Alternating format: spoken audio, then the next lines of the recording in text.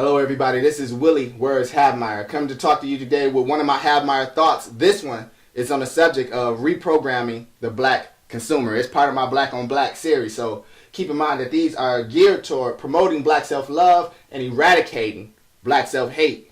Now, why does the black consumer need reprogramming? Well, the black consumer has been programmed not to buy from black people unless white people either endorse or find value in them.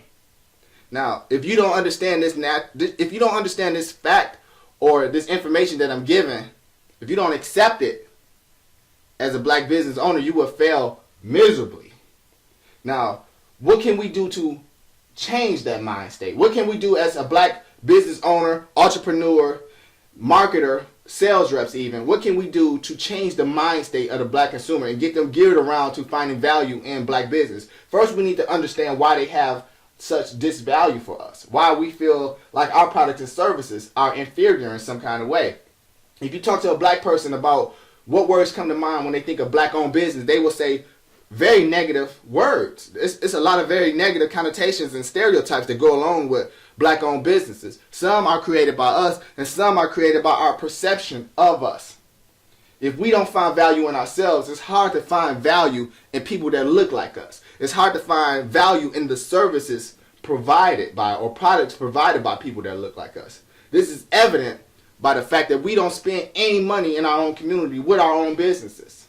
Anybody else can come to our communities and set us up and flourish, because we were brought to this country to be a permanent consumer base. We were never brought here to be people that can move up on the economic ladder as a people. Of course, we have outliers that can actually move up throughout the company and throughout the continent. But you got to look at it like, when black businesses do make it, they either have a white spokesman in front, or they have a lot of white people that have endorsed the business first. Then black people come in droves and say, okay, this is cool. This business is going to make it because we can actually see that this business has staying power. But why do we get our value from others? We need to ask ourselves these things. Why, when the words come to mind for black business, we think of lazy, disrespectful, bad customer service, late all the time, I want the hookup, things like such. Why do those words come to mind when we think of a black business? I want you to leave some comments in the comment section and let us know what we can do as business owners to actually flourish and buy or flourish and actually get the black consumer to buy and purchase. Let us know if you are a consumer or if you are a business owner. What are your ideals on how to get black people to turn that purchasing power back with black people? Because after all, the black dollar is a very important dollar in America. If we used and unified our money in such a collective way, black people represent the 9th biggest economy in the entire world. Just the black consumer money alone, we represent the 9th biggest spending power in the entire globe. And we don't spend any of that money in our community. We don't spend any of that money with ourselves. Our money doesn't circulate in our community. They said that the Jewish dollar circulates in a Jewish community 18 times before it leaves out of that community. White dollar circulates in the white community 12 times before it leaves out of that community. Hispanics, 6 to 7 times. Well, black people, it only circulates once, if it circulates at all. We get our money, we get our paychecks, and we spend it outside of our community as soon as we get it. Why is that the case? We wonder why our schools, why we don't have books, why our streets don't have good roads, why we don't have enough police force, why we don't have anything that actually benefiting our community, parks and recreation.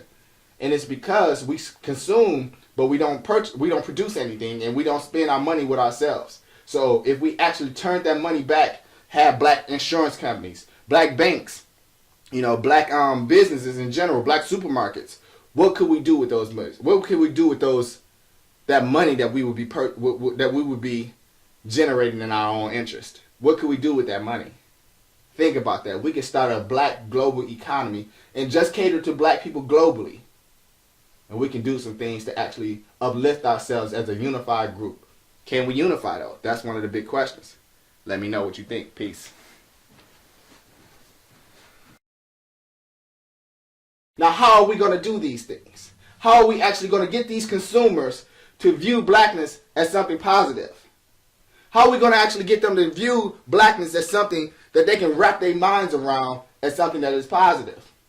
Now, that's something that we need to ask ourselves. So as marketers, businessmen, and entrepreneurs, sales reps even. We have to actually understand that the black consumer needs a reprogramming in some kind of way to get them to unify around the fact that black people need to purchase from black people. There's so many advantages that come from black people buying from black people. Black supermarkets, black insurance companies, black banks. These kind of things keep money in black communities.